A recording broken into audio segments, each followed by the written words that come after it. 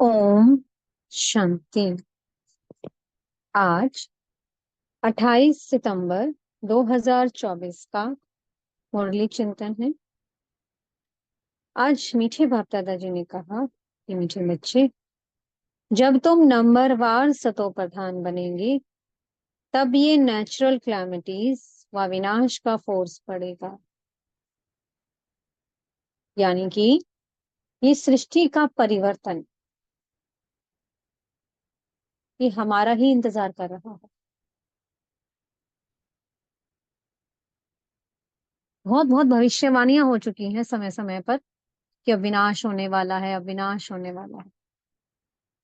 तो विनाश भी बाबा कहते हैं अव्यक्त मुरलियों में कि विनाश भी आप ही की वजह से रुका हुआ है। कि जब आप सतो प्रधान बन जाएं तब नेचुरल क्लैमिटीज हो, प्रकृति भी अपना रूप धारण करे। तो इसलिए जब बाबा के सब बच्चे जो फर्स्ट जन्म होना है कृष्णपुरी में, सभी ब्राह्मण बच्चे जब नंबरवार सतो प्रधान बनेंगे तब विनाश का फोर्स बढ़ेगा। तब पांचों तत्व अपना खेल दिखाएंगे, क्योंकि अब सृष्टि को तो परिवर्तन होना है ना। क्योंकि पांचों तत्व भी तमो प्रधान हो गए हैं, तो तत्व भी सतो प्रधान बनेंगे।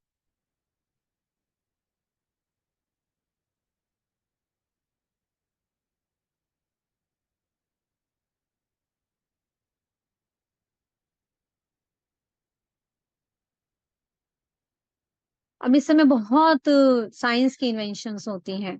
कोई चंद्रमा पर जा रहा है, कोई सागर के अंत पे जा रहा है कि हम सागर को नापे कितना है, कोई आकाश को नाप रहा है। लेकिन बाबा कहते हैं बेअंत है। सागर में जितना गहराई में जाते हैं उतना पानी ही पानी है।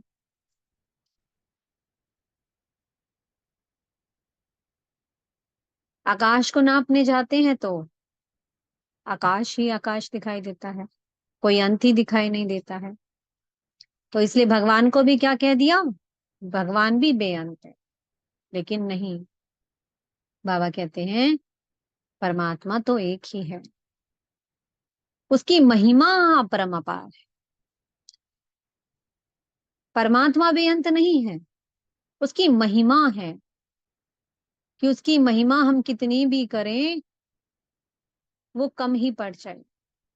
इसके लिए क्या कहा जाता है कि सागर को भी शाही बना लो तो भी उसकी महिमा नहीं गा सकते।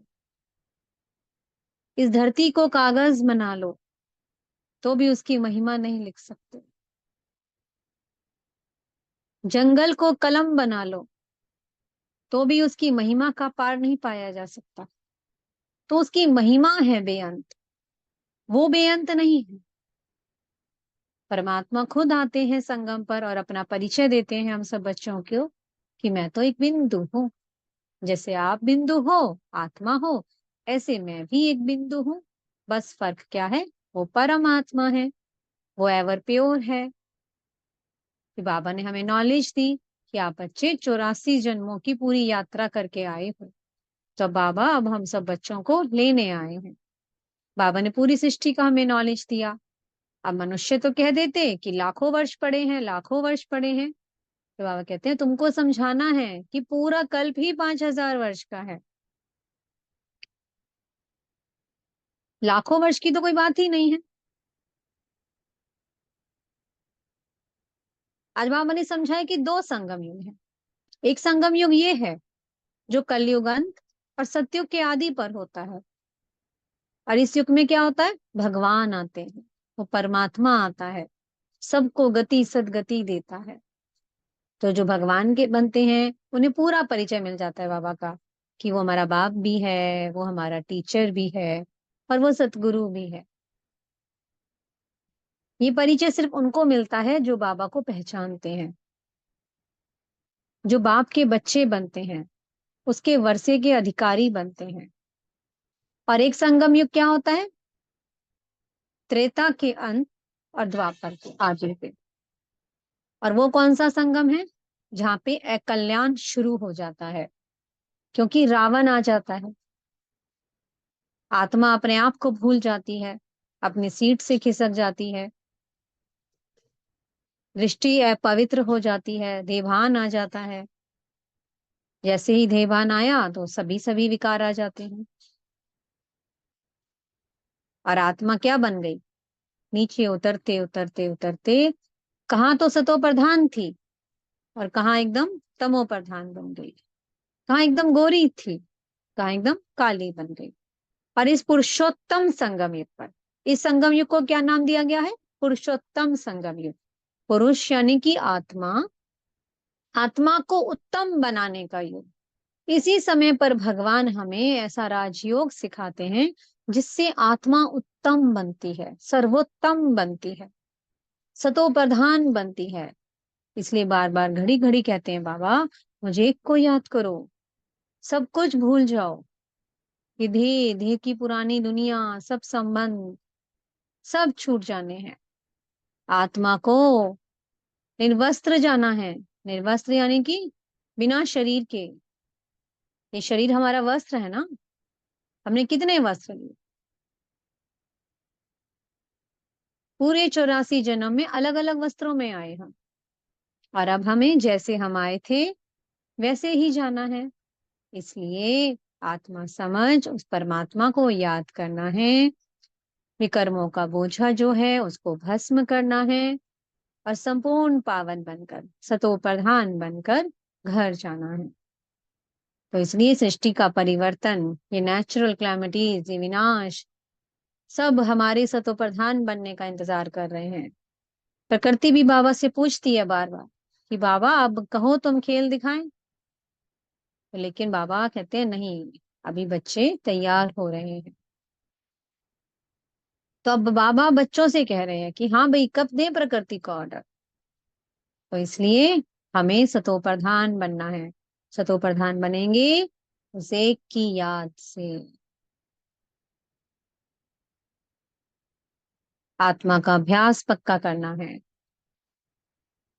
आत्मा के अभ्यास में ही सब कुछ आ जाता है।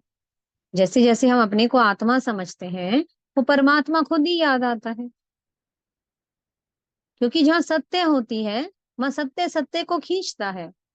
मैं आत्मा सत्य स्वरूप अपनी स्थिति में स्थित हूँ, तो परमात्मा की खींच अपने आप होती है, क्योंकि वो मेरा पिता है। इसलिए सतो पर पूरा पुरुषार्थ करना है।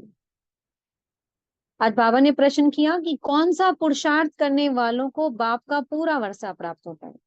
कौन सा पुरुषार्थ करना है जो बाबा का पूरा वर्षा मिले? बाबा को अपना वारिस बना लेना है, बाबा को अपना बच्चा बना लो।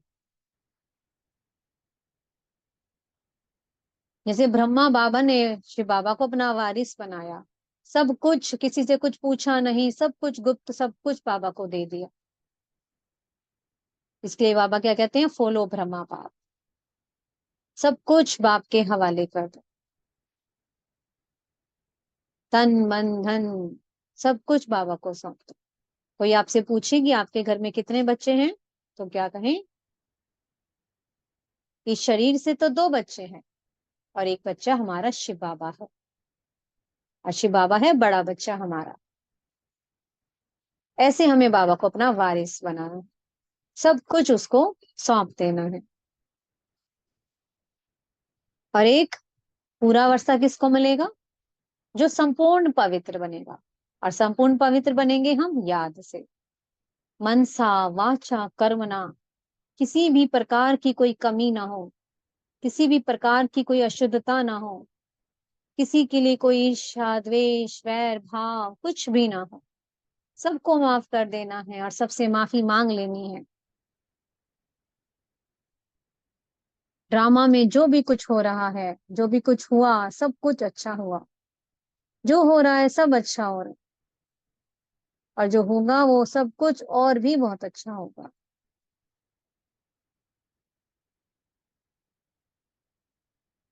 इसलिए संपूर्ण पवित्र बनने का पूरा पूरा पुरुषार्थ करना है, बाप को याद करना है। घड़ी घड़ी समय निकालो, बीच बीच में बिंदु बनने का अभ्यास करो, फरिश्ता बन जाओ। ऐसे ऐसे बाबा ने हमें कई ड्रिल सिखाई हैं। ड्रिल करते रहो, कभी परमधाम चले जाओ, कभी सूक्ष्म वतन चले जाओ, कभी बाबा को नीचे बुला लो।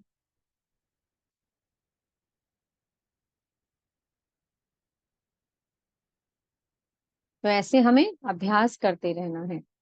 मीठे सतगुरु जी ने वरदान दिया है, माया के विकराल रूप के खेल को साक्षी होकर देखने वाले माया जीत भव।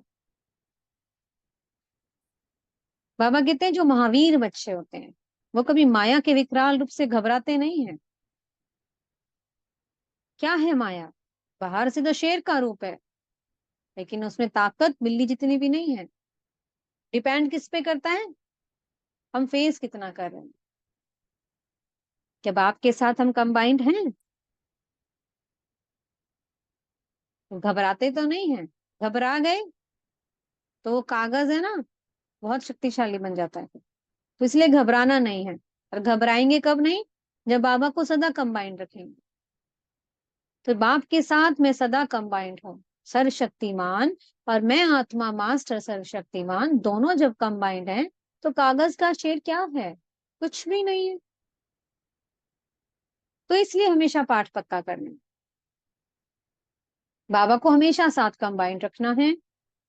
कोई भी पेपर आया, कैसा भी रूप आया, जो भी हुआ अच्छा हुआ, ऐसे ही संकल्प करने हैं। जो हुआ अच्छा हुआ, जो हो रहा है वो बहुत अच्छा हो रहा है, और आने वाला कल तो और भी अच्छा है। ये निश्चय होना चाहिए। ड्रामा को एकदम बिल्कुल फिक्स कर लो अपनी बुद्धि में। बाबा कहते हैं ऐसे अगर आप साक्षी होकर खेल देखोगे, ड्रामा को अच्छे से समझ जाओगे, तो फिर माया जीत बन जाओगे। स्लोगन है, जो सहनशील हैं वो किसी के भाव स्वभाव में जलते नहीं, व्यर्थ बातों को एक कान से सुन दूसरे से निकाल देते हैं। तो जो आत्मा सहनशील होती है वो सदा दूसरों को देती है। कोई उसे कुछ भी दे रहा है, एक कान से सुना दूसरे से निकाल दिया, क्योंकि उसके मन में क्या है? दूसरों के प्रति प्रेम का भाव है, सबको देने का भाव है। जो दानी होते हैं ना, वो कभी किसी से लेते नहीं है। ना तो वो किसी की प्रशंसा के प्रभाव में आते हैं, और ना ही किसी की ग्लानि के प्रभाव में आते हैं, क्योंकि ज्ञान को अच्छे से समझ लिया है उन्होंने। और वो ऐसी आत्माओं को भी सदा दुआएं देते चलते हैं, शुभ भावनाएं देते चलते हैं। तो इसलिए हमें इन गुणों को स्वयं में धारण करना है, सबको देना है। हम क्या बनने जा रहे हैं? देवी देवता। और देवी देवताओं के हाथ कैसे होते हैं? देखा है ना, अपने जड़ चित्र देखते हो ना मंदिर में, देखते थे ना पहले जब भक्ति करते थे, हमेशा वो दे रहे हैं। तो ऐसे सबको देते रहना। ओम शांति। बहुत बहुत शुक्रिया प्यारे प्यारे हमारे मीठे मीठे बाप दादा जी का। ओम शांति।